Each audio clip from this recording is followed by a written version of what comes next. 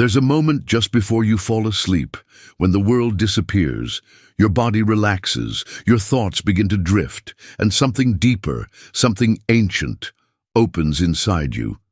In that moment, you are closer to your soul than you've been all day, because the defenses fall. The ego loosens its grip, and the subconscious, that sacred space within, begins to listen. Carl Jung once said, "Until you make the unconscious conscious, it will direct your life, and you will call it fate." But what if, at the edge of sleep, you could whisper a new fate into being?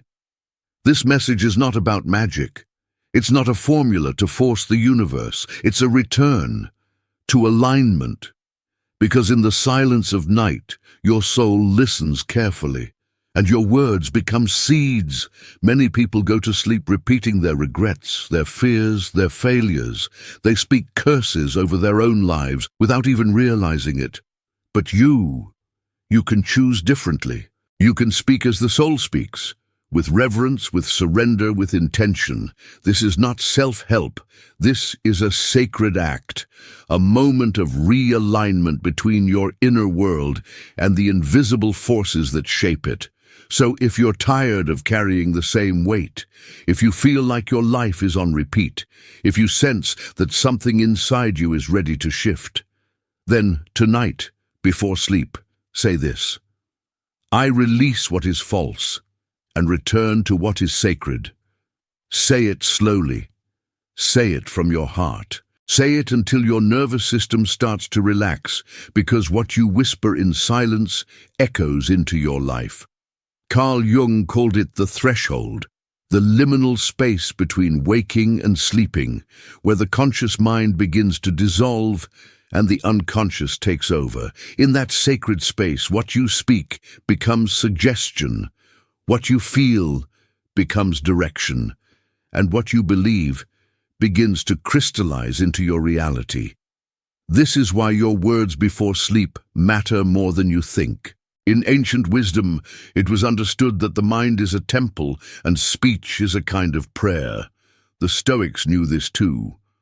Marcus Aurelius wrote in his Meditations, "The soul becomes dyed with the color of its thoughts." But Jung took this deeper. He saw the psyche as a spiritual ecosystem, where every repeated phrase, every unconscious thought, every repressed emotion feeds the image of your life. When you go to sleep angry, afraid, self-critical, your subconscious absorbs that as law. Not because it's true, but because it was repeated in silence. The unconscious doesn't argue, it doesn't question, it receives. And what it receives, it starts to manifest. This is why many people wake up tired, anxious, already defeated, because they planted poison before bed and harvested it by morning. But the reverse is also true. Speak something sacred into the dark, and the dark starts to rearrange itself. You don't need to know how. You don't need to control when.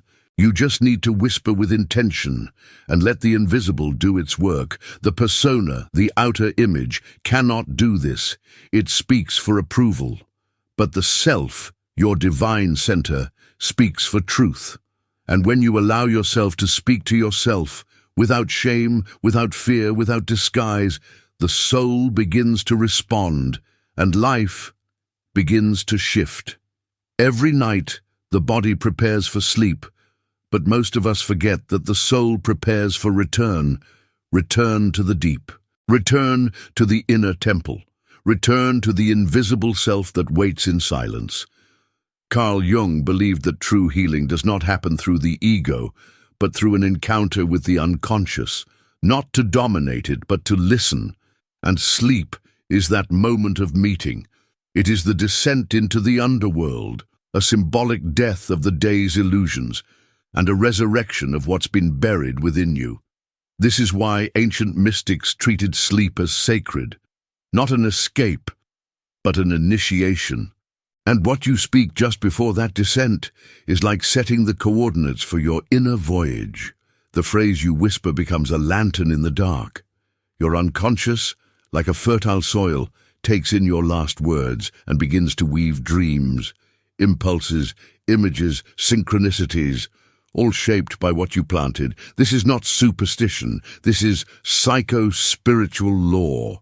Neuroscience now confirms the final thoughts before sleep are replayed in your subconscious during REM cycles and influence everything from your memory to mood to decision-making. So why not turn that moment into a spiritual technology? Why not reclaim that space and plant something holy when you say, I release what is false and return to what is sacred? You're not trying to change reality instantly. You're changing your inner posture. You're surrendering the weight of the day. You're aligning your system with something higher. You're allowing truth to enter through silence, and over time, that whisper becomes a river, slowly shaping the stones of your unconscious. No need to force it. The soul doesn't respond to force. It responds to devotion. There is a reason why so many encounters with God in the Bible happen at night. It was at night that Jacob wrestled with the angel. It was at night that Samuel heard his name being called. It was in the stillness that David wrote, I remember you on my bed. I meditate on you in the night watches, because the night removes distractions. It strips away performance. It silences the noise of the day and opens a channel between the soul and the divine. Carl Jung understood this intuitively. He believed that the self, the deep center of your being, is not just psychological. It is spiritual. It is the image of God within you, trying to find expression in your daily life. But that voice is not loud. It does not demand. It waits for the moment you become quiet enough to hear. And for many of us, the only time that happens is just before sleep. This is why your last words matter, because they are your final offering, your last alignment before entering the sacred temple of night. You are not just ending a day. You are returning to the source. And when you say, I release what is false and return to what is sacred, you're not speaking to a distant deity. You are speaking to the God within, the one who sees beyond your persona, beyond your fear, beyond your confusion. You are entering into trust. You are handing the reins over to something greater, and that is not weakness. That is worship. When the mind lets go, when the ego bows, when the soul is finally heard, you don't just sleep, you heal. There is a kind of energy that doesn't come from caffeine or willpower. It comes from alignment. When your soul is heard, even in a whisper, something inside you starts to realign with truth. This is why, after speaking a sacred phrase before sleep, some people begin to notice small shifts. A lighter mood, a clearer thought, a strange synchronicity, as if reality had started to bend ever so slightly toward meaning. Carl Jung believed that the psyche responds to symbolic acts, not to logic, not to control, but to deep inner symbols that align the conscious with the unconscious.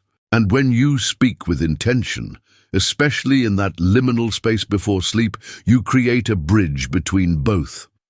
The Stoics had a word for this too, euthymia, a state of inner clarity, calm, and trust in the path you're on. That doesn't come from trying to fix everything before bed. It comes from surrendering everything that doesn't belong, from speaking to your soul like you would speak to a long-lost friend. And when you do, you stop waking up already tired. You stop bracing for the day like it's a war. You stop carrying yesterday's wounds into today's air. Instead, you begin to wake up, rooted in what is true, rooted in who you really are, rooted in something deeper than circumstance. This is not magic. It's not manifestation in the trendy sense. It is devotion to the invisible, to the inner altar, to the holy rhythm between you and God. And all of it can begin with one phrase. One phrase spoken not to impress, not to manipulate, but to realign. So tonight, before you sleep, speak with reverence. Speak with trust. Because what you say, you become. If you're still here, your soul has already begun to respond. You wouldn't be listening to this if there wasn't something in you that remembers. Remembers the sacredness of silence, remembers the power of the invisible, remembers who you were before the world told you who to be. This is not just a video. This is a ritual. And tonight, and if you feel it in your heart, let it begin. Before you close your eyes, before you drift off into the realm of dreams, say the phrase that your soul has been waiting to hear. I release what is false and return to what is sacred. Say it not with fear, but with reverence. Not as a command, but as a return. And then, rest. Let the divine take it from here. You don't need to force healing. You don't need to solve everything tonight. You just need to be willing to surrender. Because in the silence of the night, your soul finds its way back home. And when it does, even your dreams will begin to change. If this message stirred something within you, write in the comments, I return to what is sacred. You're not alone.